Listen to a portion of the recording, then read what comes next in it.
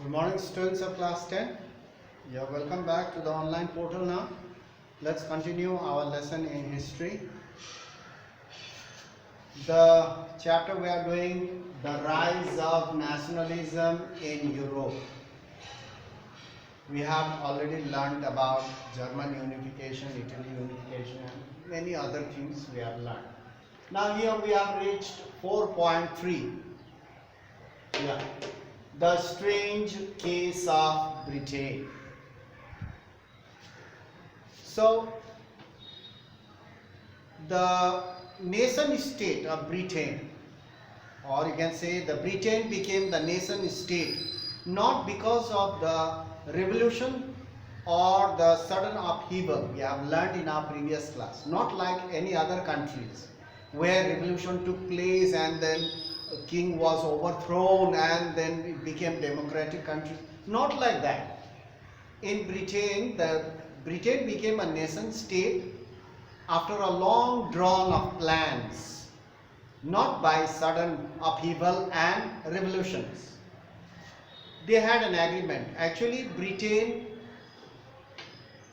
it had different types of societies, ethnic societies. We have talked about English, Wales, Irish, Scottish, various regions. They had their own culture, own identity, their own traditions. But since the English became very powerful because they were traders, they had acquired wealth, and in 1688 they formed British Parliament, and the British Parliament took over the power. The king monarchy was overthrown in 1688. After that, they were able to influence Scotland. Scotland was towards the north, a hilly region. Now here, after that, the Act of Union between England and Scotland. Actually England was very small, the English country, and Scotland was towards the north of that big island. So England and Scotland, they were agreed to form union, and that resulted in the formation of United Kingdom or Great Britain. In our previous class we have learned up to here. The formation of Great Britain or United Kingdom was actually due to the union between England and Scotland. Now here, England was able to impose its influence on Scotland. Since England was very much powerful, the English were very powerful, and they influenced their power, able to influence their power on Scotland. The British Parliament was dominated by English members, as I have already told you in your previous class, that slowly they started suppressing the neighboring areas. First, Scotland. They tried to remove Scottish culture, Scottish language, suppressed. They were removed from their homelands, and the Englishmen were able to impose their rules and regulations and restrictions on Scotland. Not only that, the parliament was dominated by English members. As I have told you, in the agreement they mentioned that in the parliament we'll have 50 members, 50% members. Scottish 50% and English 50% in the parliament seats. But later on what happened? The Englishmen dominated the parliament. More Englishmen were in the parliament than the Scottish. They were denied the seats in the parliament.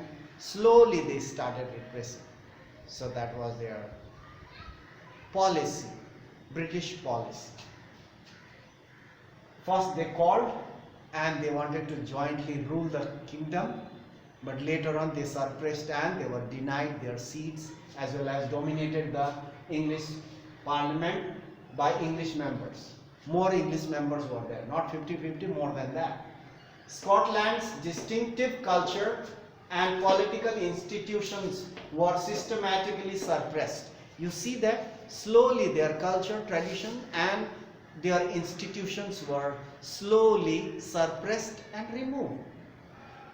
Not only that, the Roman Catholic clans that inhabited Scottish Highlands. What does this mean? Religion. In Scotland, most of the people live in the mountains. That's why it is called Highlands, Scottish Highlands. Towards the Scotland is towards the north. It's like this. I will show you. Here is a small map of England. Suppose this is in England. It's similar like this is England and this is Scotland. Here is Ireland. Here is South Wales. Or not this. This portion is Wales, South Wales. You see that England was very small, only this portion. This is Scotland, this is Ireland, this is South Wales. Here England, they influenced Scotland, they united and became quite big. They influenced, and the similar influence here Ireland and Wales also will have.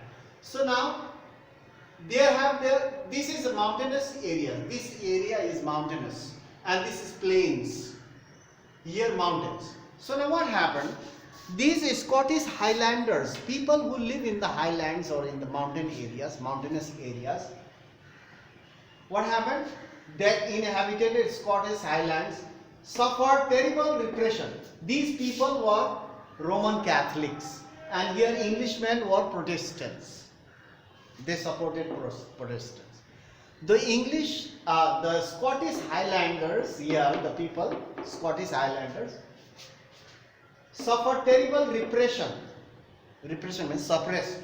Whenever they tried to assert their independence, they wanted to be free. They do not want to join the British Parliament because their culture, tradition, institution, everything was dominated. Even Parliament was dominated by Englishmen and they suppressed. They tried to remove their culture. So they did not want to participate or join. They wanted to be free. These people were Roman Catholics. Now here let me explain Roman Catholic and Protestant a little bit because you won't understand Roman Catholic and Protestant what. In Christianity, there are two types of people. Religion is the same, Christianity, but there are two groups. One is Roman Catholic, one is Protestant. Roman Catholic believe in Jesus Christ and his mother Mary and his father Joseph. They believe the family, Roman Catholic. Protestant, they protest. No, they believe only Jesus Christ, not mother Mary and father Joseph. They do not believe. They only believe, Protestant only believe Jesus Christ. But whereas Roman Catholic believe Jesus Christ, Mother Mary and Joseph. They believe the whole family. So here there is a difference. Similarly, these Scottish Highlanders, they were Roman Catholics. They believe in Jesus Christ, Mother Mary and Joseph. So the Roman Catholic clan groups that inhabited Scottish Highlands suffered terrible repression whenever they tried to tried their independence. Whenever they tried to free themselves from England, they were suppressed. Next, the Scottish Highlanders, these people living over here, the Scottish Highlanders were forbidden. Forbidden means not allowed to speak their Gaelic language. They had their own language, Gaelic language.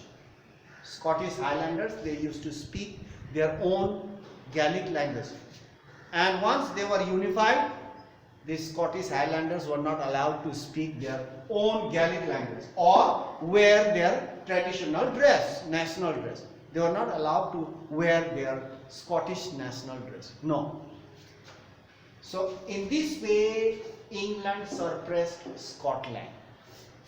A large number of Scottish Highlanders, the people living in this Scotland, large number of Scottish Highlanders were driven out from their homeland. They were driven out from their homeland. So in this way they suppressed Scotland. And similar fate, similar situation faced by Ireland. Here Ireland also faced similar situation. It was also forcefully annexed. Wales were also, South Wales, forcefully annexed, and it became Great Britain. Not due to long drawn revolution, not by sudden upheaval, no. It became a nation state in this way. They had their own policy. They tricked the people of Scotland first. Then once they are unified, they became more powerful, and they had an influence on Ireland and South Wales. Forcefully annexed. We'll talk about in our next class. Here Ireland, then South Wales. We'll talk about both in next class. So Ireland and South Wales faced similar situation. They were forcefully annexed by the English, and Britain became a nation state in this way. So you go through that properly. I hope you have understood a little bit. You can go through, you can understand more if you go through the book as well. But here it should be more clear. In our previous class we have talked about the same thing, the case of Great Britain, ethnic groups, Scottish, Irish, South Wales, Welsh, and English we have talked about. And before that there was no nation. British nation was not there. Nation state was not there. There was ethnic groups and ruling their own territories.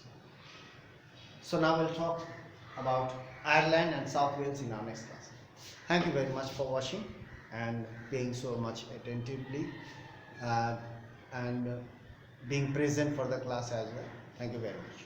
So that's all for today.